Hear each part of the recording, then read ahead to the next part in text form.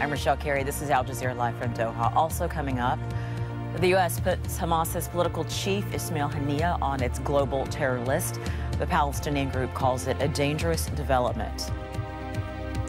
Poland's Senate approves a bill that seeks to criminalize anyone who blames the country for Nazi war crimes, despite warnings from Israel and the U.S. I'm Wayne Hay reporting from southern Thailand, where we'll tell you about an ambitious coast-to-coast project that could have a major impact on shipping and security.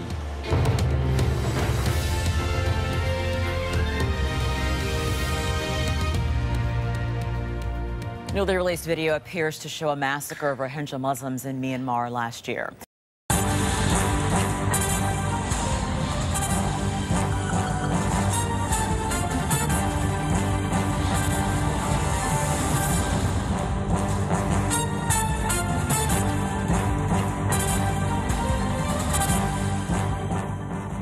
Hello, it's February the 3rd. You're tuned into our 6 p.m. newscast, coming to you live from the Arirang News Centre in Seoul. I'm Kwon Jang-ho, and thank you for joining us.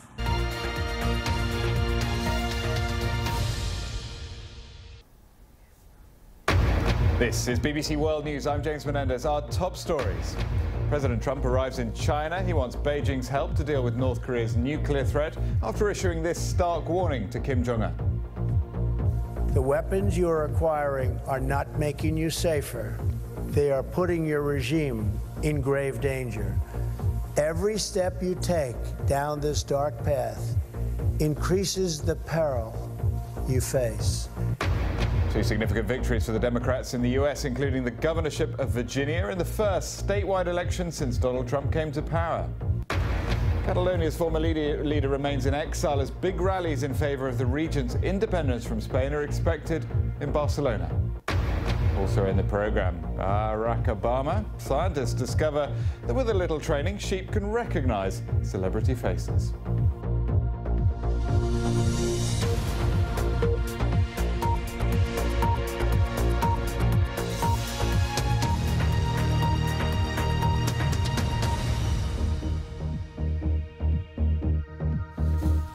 Hello and welcome to BBC World News.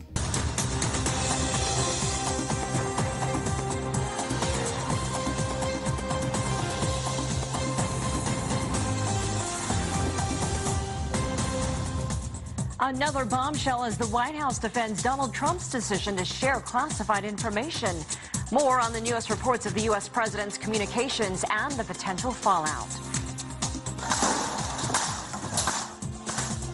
Feeling the pain of daily protests, small business owners in Venezuela say they are suffering on several fronts. We take a look at how much it's cost them. Live from Washington, this is The World Today. Hello and thanks for joining us. I'm Elaine Reyes in Washington, D.C.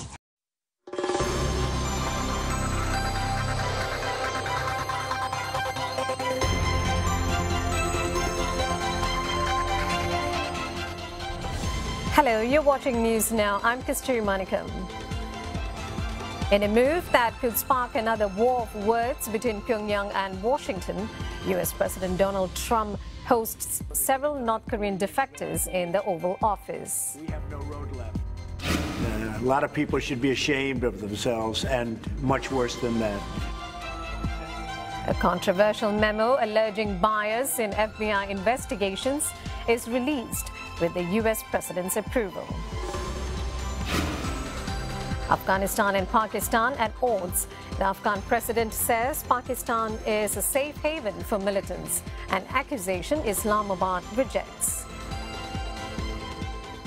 In a potentially provocative show of support, the scene in Hawaii after residents learned a missile was heading for them, except it was a false alarm. We'll tell you what happened.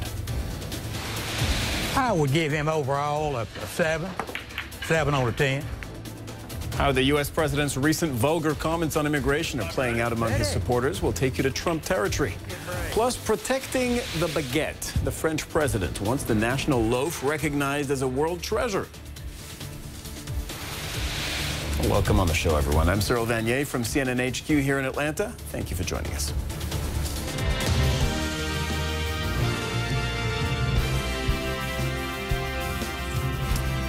It was just after 8 a.m. Saturday in Hawaii.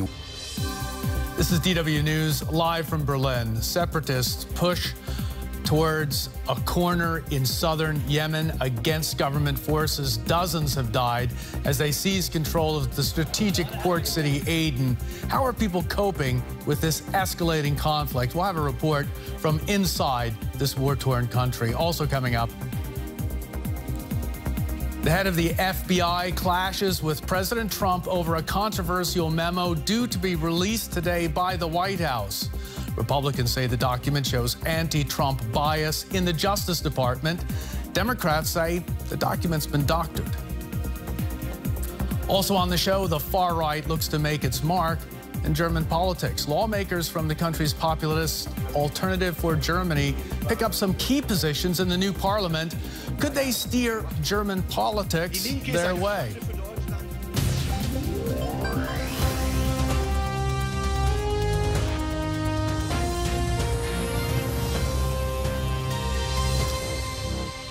I'm Brian Thomas. Welcome to the show.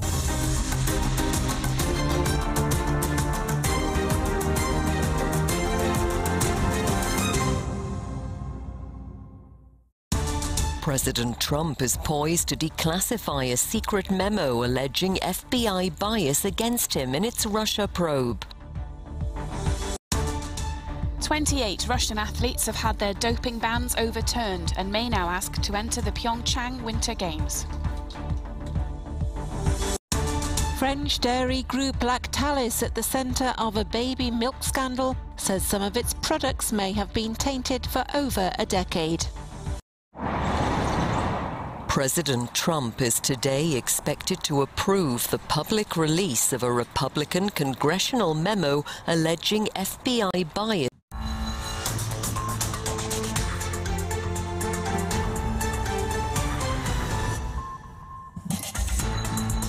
Republicans release a classified memo that accuses the FBI and Justice Department of anti-Trump bias. But Democrats and the intelligence community dispute its accuracy.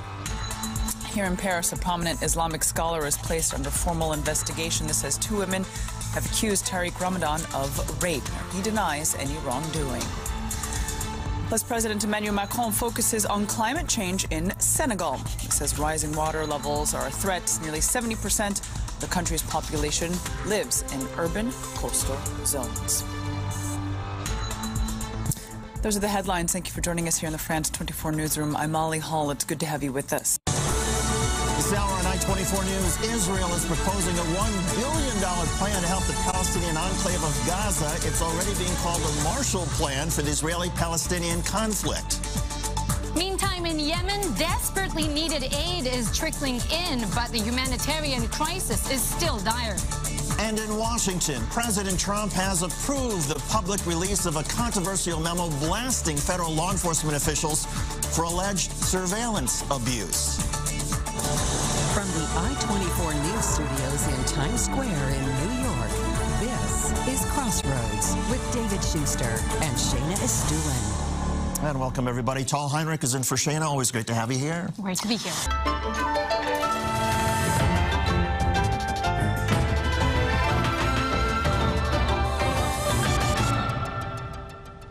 Here in Japan, it's 7 p.m. on a Thursday. I'm James Tingan in Tokyo. Welcome to NHK Newsline.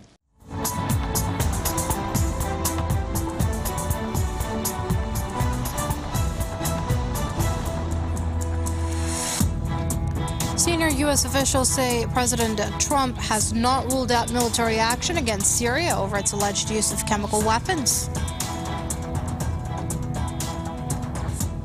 Miyuan describes as extremely troubling a report about mass graves as Rohingya Muslims in Myanmar calling for access to the site of the killings.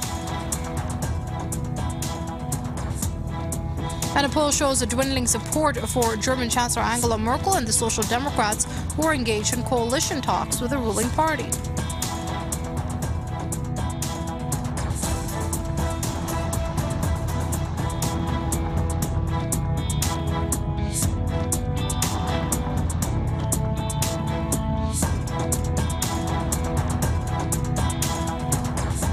You're watching the World News here on Press TV. We're coming to you live from headquarters in Tehran. I'm Kenny Fatima. Many thanks for joining us this hour.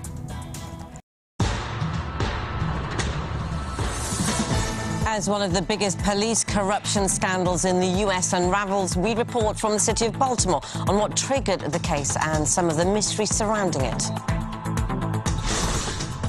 German intelligence warns that the children of Islamic State fighters could be recruited to carry out terror attacks in the country, describing them as living time bombs. We hear expert opinion on the possible threat. These are children that are trained to kill. These have a direct agenda, and that agenda is to kill as many people as possible. They are victims of ISIS crimes. As a world, as a society, and as a world, we've got a duty of care towards these children. And a public and professional backlash as a controversial criminal case against a doctor whose patient died sparks outcry across Russia.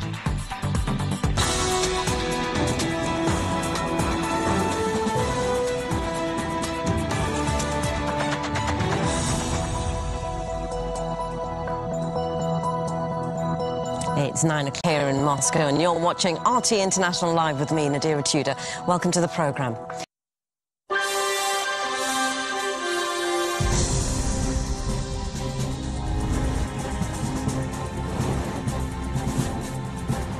Where were they when Blair invaded Iraq then? When there was a million of them got murdered, they weren't marched on the streets then, were they? From loner to terrorist in less than a month, the killer who radicalised himself. Darren Osborne drove his van into a crowd of Muslims. He said he'd wished London's mayor was among them. Also this morning, why all the tea in China can't soothe Theresa May's troubles at home. Turkey's propaganda war inside Syria, our special correspondent's eyewitness report. Crossing the starting line, North Korea's Olympic team touchdown in South Korea.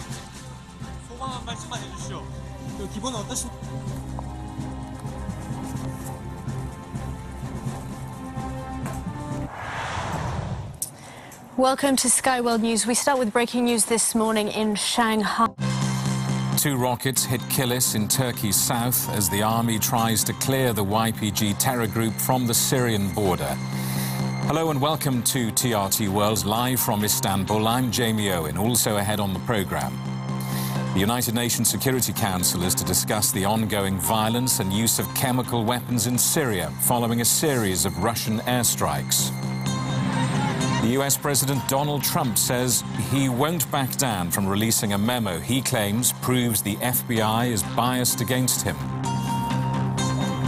And how a police failure allowed US doctor Larry Nassar to carry on sexually abusing young gymnasts.